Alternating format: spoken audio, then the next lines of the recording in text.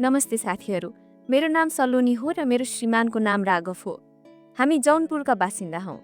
आज म आफ्नो जीवनको यस्तो कथा सुनाउन गइरहेकी छु जुन सुनेर तपाईँको होस चाहिँ उड्नेछ। मेरो बिहे भएको 7 महिना मात्रै बितेको थियो।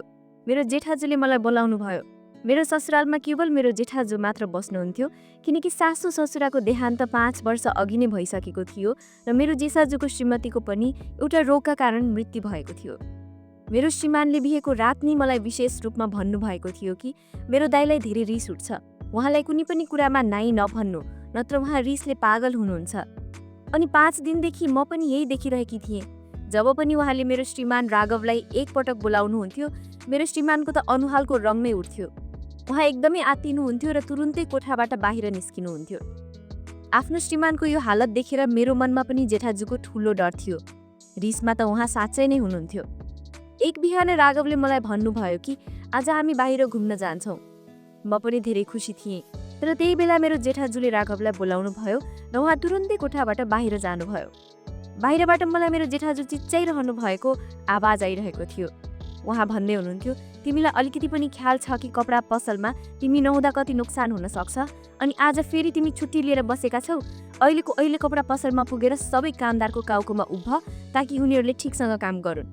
तिम्रो बिहे मैले यसकारण गरेको होइन कि तिमी कोठामै पसेर बस र आफ्नो श्रीमतीलाई पनि भनिदेऊ कि भान्साको जिम्मेवारी सम्हाल। यहाँ अरू कुनै महिला छैनन् जसले उसको नखरा उठाओस्। यो सुनेर मलाई धेरै रिस उठेको थियो। हाम्रो बिहे भएको 7 महिना मात्रै बितेको थियो र मैले नै बिहानको नास्ता बनाएर दिइरहेकी थिएँ, जसमा मेरो जेठाजुले कैयौँ खोट निकालिसक्नु भएको थियो। तर राघवले मलाई मायाले सम्झाउनु भएको थियो कि दाइको कुराको नराम्रो नमान्नु। 6 महिना त म यही सोचेर अल्मलिएँ कि जेठाजुको स्वभाव आखिर यस्तो किन छ। तर आज जेठाजुले जुन होहल्ला मचाउनु भएको थियो, म त धेरै डराएको थिएँ। राघव जब कोठामा आउनुभयो, उहाँको अनुहार मलिन थियो। भन्नुभयो, माफ गर, मलाई कपडा पसल जानुपर्छ। मैले भनेकै छैन, काम पहिला हो। बाहिर हामी फेरि कहिले जाउँला। मैले पनि कुनै आपत्ति जनाइन। राघव त आफ्नो पसलमा जानुभयो। म भान्सामा आएर भाँडा माझ्न थालेँ। दिउँसो मैले खाना पनि बनाएँ र घरका सबै काम पनि मैले नै गर्नु पर्यो। मेरो जेठाजुले काम गर्ने मान्छेलाई पनि निकालिदिनु भएको थियो। भन्नुहुन्थ्यो, जब घरमा बुहारी आएकी छे, सफाई पनि उसैले गर्छे। मैले पुरै घरको सफाई गरेँ र थाकेर अब म आफ्नो कोठामा आराम गर्न जान लाग्दा मेरो जेठाजुले मलाई बोलाउनु भयो। उहाँ आफ्नो कोठामा बसिरहनु भएको थियो। मैले टाउकोमा राम्ररी सल ओढेँ, तर सल रेशमी थियो। त्यसैले जब म जेठाजुको कोठामा गएँ, मैले सोधेँ, हजुर दाइ, के चाहिएको थियो? उहाँले मलाई शिरदेखि पैतालासम्म एकदम ध्यान दिएर हेर्नुभयो अनि अजीब तरिकाले आफ्नो सुकेको ओठमा जिब्रो फेर्दै भन्नुभयो, दुध पिउनु छ। यो सुनेर मलाई सबैभन्दा पहिले आफ्नो सलको खयाल आयो, किनकि मेरो छातीबाट सल खसेको थियो। मैले तुरुन्तै आफ्नो सल मिलाएँ र कोठाबाट बाहिर आएँ। मलाई मेरो जेठाजुको यो हरकत अनौठो लाग्यो। जेठाजुले त आफ्नो भाइ बुहारीलाई शिरदेखि पैतालासम्म यसरी हेर्दैनन्। म तुरुन्तै भान्सामा आएँ। मेरो मुटु जोड जोडले धड्किरहेको थियो। मलाई धेरै अनौठो लागिरहेको थियो। मैले फ्रिज खोलेर दुधको गिलास भरेँ र सल राम्ररी ओढेर जेठाजुको कोठामा गएँ। साइड टेबलमा दुधको गिलास राखिदिएँ। म कोठाबाट बाहिर जानु अघि नै जेठाजुले भन्नुभयो, एकछिन मेरो छेउमा बस न, कुरा गर। घरमा अब तिमी बाहेक अरू कोही हुँदैनन् र म धेरै दिनदेखि एक्लो थिएँ र एक्लै बसेर दिक्क हुन्छु। यो सुनेर म तनावमा परेँ। मेरो जेठाजुको कोठामा एउटा खाट र दराज मात्र थियो। बस्नका लागि छुट्टै कुनै कुर्सी थिएन। त्यसैले म बाध्य भएर खाटको छेउमा बस्नु पर्यो। उहाँ मसँग यताउताका कुरा गर्न थाल्नुभयो। तर जब उहाँले दुधको गिलास समातेर मुखमा लगाउनु भयो, तुरुन्तै पछाडि हटाउनु भयो। भन्नुभयो, यति चिसो दुध, यो म पिउन सक्दिनँ। मलाई त तातो तातो दुध मनपर्छ। यसो भन्दै फेरि उहाँको नजर मेरो अनुहारबाट हुँदै मेरो पुरै शरीरमा घुम्न थाल्यो। उहाँको नजरमा नजाने के थियो, म अलमलमा पर्न थालेँ। मेरो हातमा पसिना आउन थालेका थिए। अनुहारमा पसिनाका थोपाहरू प्रष्टै देखिन थालेका थिए। भन्नुभयो, जाउँ न, यसलाई तताएर ल्याइदेऊ। मैले दुधको गिलास समातेर उठेँ। म त 4 दिनदेखि मेरो जेठाजु एकदमै रिसाएर कुरा गरिरहनु भएको थियो जब राघव घरमा हुन्थ्यो। तर आज उहाँको बोली एकदमै नरम थियो। यस्तो लाग्दैन थियो कि मेरा उही जेठाजु हुन् जो 4 दिनदेखि राघवलाई चिच्चाएर बोलाइरहनु भएको थियो र रिसले राघवसँग कुरा गर्दै गाली गरिरहनु भएको थियो। मैले दुधलाई भाँडामा राखेर अलिकति तताएँ र अनि गिलासमा हालेर जेठाजुकोमा गएँ। जब मैले गिलास उहाँको अगाडि बढाएँ, उहाँले गिलाससँगै मेरो हात पनि समात्नुभयो। मलाई त पुरै शरीरमा करेन्ट लागे जस्तो भयो। मैले तुरुन्तै डराएर हात पछाडि गर्न खोज्दा उहाँले मेरो हात छोडिदिनु भयो। म कोठाबाट बाहिर जान लाग्दा भन्नुभयो, ए बाहिर कहाँ जाँदैछौ, यहाँ बस्छ न, मेरो छेउमा गर, मसँग कुरा गर। यो एक्लोपनको सर्पले त मलाई अब झन् धेरै डस्न थालेको छ। यसो भनेर जेठाजुले लामो सास फेर्नुभयो। मलाई अब झनै अनौठो लाग्न थाल्यो। उहाँको कुरा सुनेर मलाई अनौठो महसुस हुन थालेको थियो। फेरि भन्नुभयो, तिमीले बिहेको भोलिपल्ट जुन रातो रङको फ्यान्सी ड्रेस लगाएकी थियौ तिमीलाई धेरै सुहाएको थियो। आज साँझ त्यही लगाउनु है। यो सुनेर पनि मलाई नराम्रो लाग्यो। यो फरमाइस त राघवले मसँग गर्नु पर्थ्यो, मेरो जेठाजुले होइन। अब त मेरो जेठाजुले हरेक दिनको तमासा नै बनाउनु भएको थियो। राघव पसल जाने बित्तिकै मेरो जेठाजु मलाई आफ्नो कोठामा बोलाउनुहुन्थ्यो। मलाई अनौठो नजरले हेर्नुहुन्थ्यो। बारम्बार आफ्नो सुकेको ओठमा जिब्रो फेर्नुहुन्थ्यो। फेरि भन्नुहुन्थ्यो, मलाई दुध पिउनु छ, मलाई दुध तताएर देऊ। म दुधको गिलास दिएर जान लाग्दा मेरो हात समात्नुहुन्थ्यो। भन्नुहुन्थ्यो, मेरो छेउमा बसेर मसँग कुरा गर। म भला के कुरा गर्न सक्थेँ? म कामको बहाना बनाएर निस्कन खोज्थेँ कि मलाई खाना बनाउनु छ, भाँडा माझ्नु छ। वास्तवमा मलाई यो सब मन पर्दैन थियो। अब मेरो मन बेचैन हुन थालेको थियो। सोचिरहेकी थिएँ मलाई राघवसँग कुरा गर्नुपर्छ, तर कसरी गरौँ? उहाँ त आफ्नो दाईको अगाडि काँप्नुहुन्थ्यो। एक शब्द बोल्नुहुन्थेन। टाउको झुकाएर हजुर दाई मात्रै भनिरहनुहुन्थ्यो। एक दिन म भान्साको सबै काम गरिरहेकी थिएँ। मेरो जेठाजु अचानक भान्सामा आउनुभयो। मलाई पछाडिबाट समात्नुभयो, झट्का दिएर टेबलमा अडाउनु भयो र पछाडिबाटै मेरो अनि जे मेरो साथ गर्नुभयो। म आफ्नो इज्जत बचाएर आफ्नो कोठामा गएँ। आफ्नो कोठाको ढोका पनि बन्द गरेँ, टुकुल लगाएँ, खाटमा बसेँ। बेचैनीले मलाई नराम्ररी गाजेको थियो। मेरो पुरै शरीर काँपिरहेको थियो। मैले सोच्न पनि सकेकी थिइनँ कि मेरो जेठाजुले मसँग यस्तो हरकत पनि गर्न सक्नुहुन्छ। मेरो आँखाबाट आँसु बग्न थालेका थिए। मैले सोचिसकेकी थिएँ कि म राघवसँग कुरा गर्नेछु। मैले दिनभरि कुनै काम गरिनँ, आँसुलाई कोठामा बन्द गरेकी थिएँ। धेरै पटक मेरो जेठाजुले मेरो कोठाको ढोका ढकढकाउनु भएको थियो कि उहाँलाई भोक लागेको छ, मैले खाना दिनु पर्यो। तर मैले उहाँलाई केही दिइनँ। मेरो ठाउँमा अरू कोही हुन्थ्यो भने पनि त्यही गर्थ्यो जुन मैले गरेकी थिएँ। राति मेरो ढोका जोडले ढकढकाइयो। राघव हुनुहुन्थ्यो। भन्नुभयो, सलोनी ढोका छोल, यो के पारा हो? किन तिमी बिहानदेखि ढोका बन्द गरेर कोठामा बसेका छौ? राघवको आवाज सुनेरै मैले ढोका खोलेकी थिएँ। मैले ढोका खोल्ने बित्तिकै दुवै दाजुभाइ मलाई रिसले हेरिरहेका थिए। राघव भन्न लागे, तिमीलाई अलिकति पनि लाज शरम छैन? मेरो दाइ बिहानदेखि भोकै बसिरहनु भएको छ र तिमीले उहाँलाई रोटीसम्म दिएनौ। उहाँलाई सुगरको बिरामी छ। यदि उहाँको स्वास्थ्य खराब भयो भने यसको जिम्मेवार को हुन्छ? मैले भने, म उहाँको जिम्मेवारी सम्हाल्न सक्दिनँ। राम्रो हुन्छ कि तपाईँले अरू कुनै व्यवस्था गर्नुहोस्। मैले यति भन्नु के थियो, राघव रिसले चुर भएर उठेर भन्न लागे, यो के बदतमिजी हो? पछाडिबाट मेरो जेठाजुले भन्नुभयो, देख्दैछौ तिमी, अझै 7 महिना भएको छैन र यसले आफ्नो रङ देखाउन सुरु गरिसक्यो। मलाई पहिले नै थाहा थियो कि यी केटीहरू बिहेपछि यस्तै गर्छन् र छुट्टिएर बस्ने सपना पहिल्यै आँखामा सजाइसकेका हुन्छन्। मेरो श्रीमान भन्न लागे, आज त तिमीले यो कुरा भन्यौ सलोनी, अबदेखि भन्यौ भने हातमा डिभोर्स पेपर थमाइदिएर तिमीलाई बिदा गरिदिन्छु। यो सुन्ने बित्तिकै मेरो रङ उड्यो। मेरो बुबाका पहिले नै 5वटा छोरीहरू थिए र उहाँ एक सोझा मान्छे हुनुहुन्थ्यो। धेरै मुस्किलले दाइजो दम्मा गरेर एक छोरीको बिहे गरिरहनु भएको थियो। मेरी आमाले पनि मलाई बिदा गर्ने बेला भन्नुभएको थियो कि कहिले पनि झगडा गरेर हाम्रो घरमा फर्केर नआउनु, आफ्नो श्रीमान र जेठाजुको हरेक कुरा मान्नु र आफ्नो घर बसाउने कोसिस गर्नु। तर मेरो जेठाजु जे चाहनुहुन्थ्यो त्यो म गर्न सक्दिनथे। उहाँको हरकत र निर्लज्ज हरकतहरू दिन प्रतिदिन बढिरहेको थियो। त्यति बेला राघव जति रिसमा हुनुहुन्थ्यो, मैले बताएको भए पक्कै पनि मलाई नै झुटो भन्नुहुन्थ्यो। मैले कुनै जवाफ दिइनँ, गएर खाटमा बसेँ। मेरो जेठाजु भन्न लागे, राघव यसलाई अन्तिम पटक सम्झाइदेऊ, यसको दिमाग ठिक गरिदेऊ, नत्र म यसको आमासँग गएर कुरा गर्छु, यसको बाबुलाई भन्छु सम्हाला आफ्नो छोरी।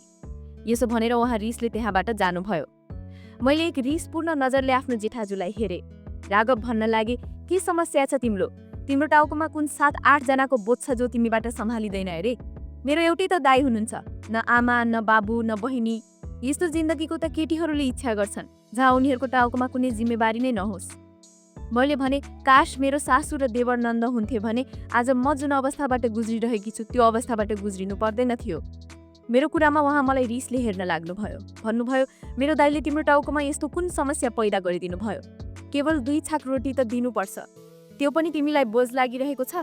हेर, आफ्नो घरमा झगडा झमेला नगरिन्छ। पसलबाट थाकेर आउँछु र आउने बित्तिकै यो सब देख्न सक्दिनँ। मलाई शान्ति चाहिन्छ। मैले बिहे शान्ति पाउनका लागि गरेको हुँ, यो झमेला हेर्नका लागि होइन।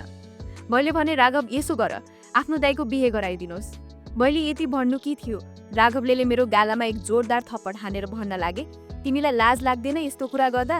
यो दाइको उमेर बिहे गर्ने हो के मेरो दाइको 2 रोटी पनि तिमी माथि यति बोझ बन्यो जुन पकाउन पनि तिमीलाई गाह्रो भइरहेको छ? मैले भने तपाईँ मेरो कुरा बुझिरहनु भएको छैन। उहाँ भन्न लागे, यो कुन कुरा हो जसलाई म बुझु? मेरो दाइ 35 वर्षको हुनुहुन्छ, सुगरको ब्लड प्रेसरको बिरामी हुनुहुन्छ र तिमी चाहन्छौ कि यो उमेरमा मेरो दाइले एउटी महिलाको जिम्मेवारी सम्हालुन्? अब म उहाँलाई के बताउँथे कि उहाँको दाइले आफ्नो भाइ बुहारीमाथि नजर राखेका छन्। मैले भने बिहे गराइदिनुहोस्, म तपाईँको दाइ र भाउजू दुवैलाई सम्हाल्छु।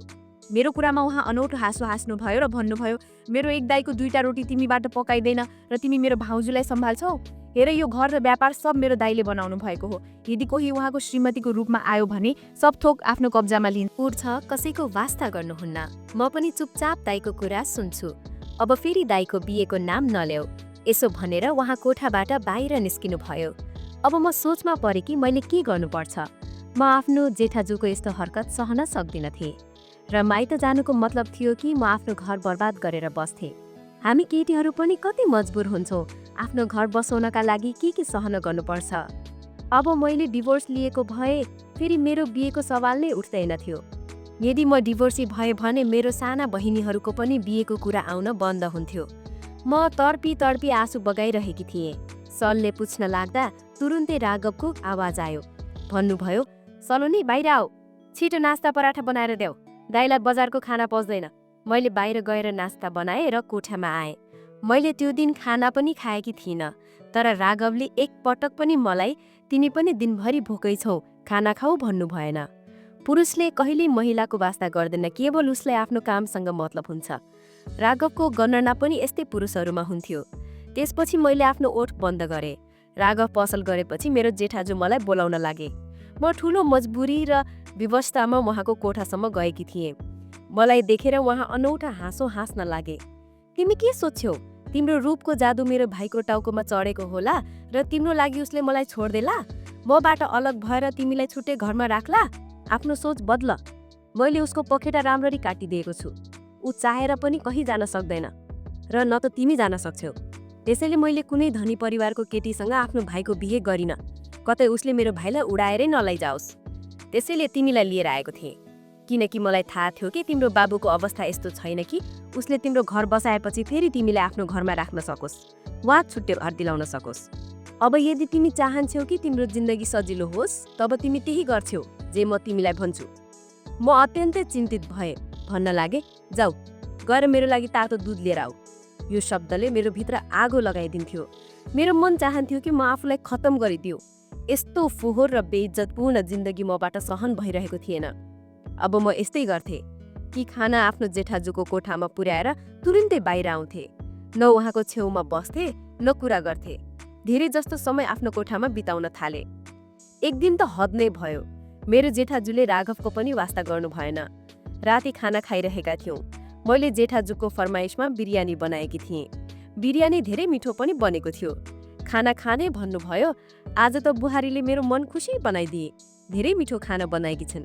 राघव यो सुनेर मुस्कुराउन लागे। मलाई गर्वले भरिएको नजरले हेर्न लागे, तर मलाई अलिकति पनि खुसी लागेको थिएन। फेरि मेरो जेठाजुले 5000 निकालेर मेरो तर्फ बढाउनु भयो। भन्नुभयो, यो ल्याऊ, तिम्रो इनाम हो, यसलाई राख। तर मैले अस्वीकार गरेँ। मैले भने, म आफ्नो कर्तव्य निभाइरहेकी छु, मलाई यो चाहिँदैन। मेरो अस्वीकार गर्नु के थियो? राघव मलाई घुर्न लागे। भन्नुभयो, दाइले आफ्नो खुसीले दिइरहनु भएको छ, अस्वीकार गर्दैनन्, राख न। नचाहँदै पनि मैले 5000 समाते। म भाडा उठाउन लागे। म उठ्ने बित्तिकै मेरो जेठाजु पनि उठ्नुभयो। मेरो तर्फ बढेर मलाई आफ्नो अङ्गालोमा हाल्नुभयो र मेरो निधारमा चुम्नुभयो। म त ढुङ्गाको मूर्ति बने जस्तै भएँ। भन्नुभयो, म तिम्रो बदलिएको व्यवहारबाट धेरै खुसी छु। यस्तै रह्यो भने धेरै छिटो मेरो मनमा ठाउँ बनाउने छौ। यसो भनेर उहाँ आफ्नो कोठामा जानुभयो। म राघवलाई हेरिरहेकी थिएँ, जसको अनुहारमा कुनै असर थिएन। तर मलाई यो कुरा धेरै नराम्रो लाग्यो। मैले भने, दाइको यो कुन तरिका हो? उहाँलाई भन्नुहोस् मसँग दूरी राखेर कुरा गर्न। उहाँको के हक बन्छ मलाई आफ्नो छातीमा टाँस्न? ईश्वरले पनि त एक उमेरपछि बाबु र छोरीलाई पनि दूरी राख्न भनेको छ र आमा र सोलालाई पनि। मेरो यो कुरामा राघव भड्किनु भयो। भन्नुभयो, तिमी यति सानो सोचको मालिक नि हुन सक्छौ? मैले कहिले सोचेको थिइनँ। मेरो दाइले तिमीलाई आफ्नो छोरी सम्झनुहुन्छ। के भयो त यदि उहाँले तिमीलाई अलिकति हात लगाइदिनु भयो, तिम्रो टाउकोमा माया गर्नुभयो? अनौठो केटी हौ तिमी। दाइको मनमा ठाउँ बनाउनको सट्टा तिमी हरेक कुरामा आपत्ति जनाउँछौ। उहाँ नरम स्वरमा मलाई घुर्दै बोल्दै हुनुहुन्थ्यो। भन्नुभयो, खुसी मानौ कि दाइले यी कुराहरू सुन्नु भएन, नत्र धेरै समस्या बढ्थ्यो मेरो टाउकोमा। फेरि औँला उठाएर मलाई चेतावनी दिन लागे, म तिमीलाई अन्तिम पटक सम्झाइरहेको छु सलोनी, आफ्नो व्यवहार दाइसँग ठिक राख। म रुन थाले। मैले भने, राघव, मेरो सहनशीलताको हद सकिसक्यो। यसो गर, मलाई विष ल्याएर देऊ वा आफ्नो दाइको बिहे गराइदेऊ। यसो भनेर म कोठामा गएँ। केही बेरपछि मध्यरातमा बाहिर डोरबेल बज्यो। फेरि बाहिर होहल्लाको आवाज आउन थाल्यो। म कोठाबाट बाहिर आएँ र थाहा पाएँ कि मेरो एक देवर पनि हुनुहुँदो रहेछन्, जो दिल्लीमा पोलिटेक्निक पढ्न गएका थिए र उनी फर्केर आएका रहेछन्, त्यो पनि आफ्नो श्रीमतीसँग। मेरो देवरले उतै बिहे गरेका रहेछन् र मेरो जेठाजु उनीसँग रिसाउनु भएको थियो, त्यसैले उनलाई घर आउने अनुमति दिनुभएको थिएन। न त हामीलाई यो कुरा थाहा थियो कि राघवको कुनै भाइ पनि छ। म ती दुई पति पत्नीलाई देखेर छक्क परे। मेरो जेठाजु अझै पनि रिसले उभिरहनु भएको थियो। भन्नुभयो, यदि आफ्नो मर्जीले बिहे गरेको थिइस् भने फेरि उसलाई यहाँ किन लिएर आइस्? उतै बस्नु पर्थ्यो। उनी हात जोडेर माफी माग्न लागे। फेरि राघवले पनि भन्नुभयो, दाइ, रिस छोडिदिनुहोस्, जे हुनु थियो त्यो भइसक्यो। राकेशलाई अँगालो हाल्नुहोस्। जे होस्, अब मेरी देउरानी पनि आइसकेकी थिइन्। निकै सुन्दर, दुब्ली पातली केटी थिइन्। म पनि खुसी भएँ कि अब घरमा म एक्लै छैन। मेरी देउरानी निकै हँसिली र बोल्ने खालकी केटी थिइन्। मसँग घुलमिल भइन्। राकेश राघवसँगै पसल जान थाले। मेरो जेठाजुको ध्यान मबाट हटेर अब देउरानीतिर गएको थियो। एक रात खाना खाने बेला भन्नुभयो, अब मेरो सबै काम कान्छी बुहारीले गर्छे। उनी पनि खुसी खुसी तयार भइन्। भनिन्, ठिक छ दाइ, तपाईँलाई जे पनि चाहिन्छ मलाई माग्नुहोला। राकेश पनि यो सुनेर मुस्कुराउन लागे। तर केही दिन बितेको थियो, एकपटक मेरी देउरानी जेठाजुको कोठाबाट बाहिर आउँदा निकै अतारिएकी थिइन्। बारम्बार आफ्नो अनुहारको पसिना पुछिरहेकी थिइन्। म बुझ्न सक्थेँ कि उनी कुन पीडाबाट गुज्रिरहेकी छिन्। भान्सामा गएर चुपचाप भाँडा माझ्न लागिन्। मैले सोधेँ, के भयो? त भन्न लागिन्, मलाई जेठाजुको बानीहरू धेरै अनौठो लाग्छ। अनौठो नजरले हेर्नुहुन्छ, कहिले हात समाउनुहुन्छ, कहिले झट्का दिएर अँगालोमा हाल्नुहुन्छ, कहिले अनौठो कुरा गर्नुहुन्छ जुन सुनेर मेरो कानको लोतीसम्म रातो हुन्छ। भन्न लागिन्, म त राकेशसँग कुरा गर्छु। उहाँले त भन्नुहुन्थ्यो कि उहाँको दाइ धेरै राम्रो हुनुहुन्छ, तर उहाँ त कुरा कुरामा मलाई आफ्नो नजिक ल्याउन खोज्नुहुन्छ। मलाई यो सब मन पर्दैन। मैले भने, यी दुवै भाइले कहिले आफ्नो दाइको कुरा काट्दैनन्। मैले पनि यही पीडाबाट गुज्रिरहेकी थिएँ, तर राघवले मेरो कुरा कहिले सुन्नु भएन। उनी भन्न लागिन्, तर म त राकेशलाई प्रष्टै भन्छु, यदि जेठाजुले यही व्यवहार राख्नु भयो भने म उनलाई छुट्टै घरमा बस्न भन्छु। तही झगडा फेरि सुरु भयो, जुन मेरो र राघवको बीचमा भइरहेको थियो। राकेश भन्न लागे, म तिमीसँग 3 वर्ष बाहिर दिल्लीमा एक्लै बसिसकेको छु। अब मेरो घरमा के आयो, 2 दिन दाइलाई रोटी के बनाएर दिनु पर्यो, तिमीले एउटा नयाँ नाटक सुरु गरिदियो। त्यही बहस भयो जुन राघवको मसँग हुन्थ्यो। रेखा डिभोर्स माग्न लागिन्। त्यो रात जब राघव कोठामा आए, निकै चुपचाप थिए। मैले भने, राघव, अझै पनि तपाईँ यही भन्नुहुन्छ कि म गलत थिएँ? जुन गुनासो मलाई दाइसँग थियो, त्यही आज रेखालाई पनि छ। यसको मतलब कतै न कतै त दाइ पनि गलत हुनुहुन्छ। म तपाईँलाई साँच्चै भनिरहेकी छु, उहाँलाई एक श्रीमतीको आवश्यकता छ। बेशक उहाँको उमेर 35 वर्षको छ। तपाईँले त उहाँको भाउजूको मृत्युको केही वर्षपछि नै उहाँको बिहे गराइदिनु पर्थ्यो, ताकि उहाँले हामीलाई साँच्चै बुहारी नै सम्झनुहुन्थ्यो। मेरो कुरा सायद अब राघवको बुद्धिमा पसेको थियो। एकपटक उहाँले दाइलाई दोस्रो बिहेको लागि भन्दा पहिला त उहाँ रिसाउनु भयो। भन्नुभयो, म यो उमेरमा बिहे गर्छु, तिमीहरूको दिमाग खराब छ। राघवले भन्नुभयो, एक विधवा महिला छिन्, यदि उहाँले सहारा दिनुभयो भने यसमा केही नराम्रो कुरा छैन। ती महिला पनि 30-32 वर्षकी छिन् र दाइ भाइको दयामा धेरै मुस्किलको जिन्दगी बिताइरहेकी छिन्। पहिला त दाइले नखरा गर्नुभयो, तर 4-5 दिनपछि आफै भन्नुभयो, ठिक छ, म उनीसँग बिहे गर्छु। केही दिनमा मेरो जेठाजुको उनीसँग बिहे भयो र यसले यो फरक पर्यो कि घरको माहौल धेरै हदसम्म राम्रो भइसकेको थियो। राघव आफै मलाई भन्नुहुन्थ्यो, तिमीले ठिक भनेकी थियौ, दाइलाई एक श्रीमतीकै आवश्यकता थियो। मेरी नयाँ भाउजूले दाइको धेरै ख्याल राख्नुहुन्थ्यो। अब मेरो जेठाजुको हामीमाथि निर्धक्क नजर उठ्दैन थियो। हाम्रो समाजमा यो कुरा पनि धेरै सामान्य भएको छ कि यदि दाइको उमेर बढी भयो भने उनलाई दोस्रो बिहे गर्न दिइँदैन, जसको कारणले यस्तो समस्या आउने बुहारीले सामना गर्नुपर्छ, जस्तै कि म र रेखाले गर्नु पर्यो। साथीहरू, कथा कस्तो लाग्यो कमेन्ट गरेर अवश्य बताउनुहोला। भिडियोलाई लाइक र च्यानललाई सब्स्क्राइब गर्नुहोस्। धन्यवाद।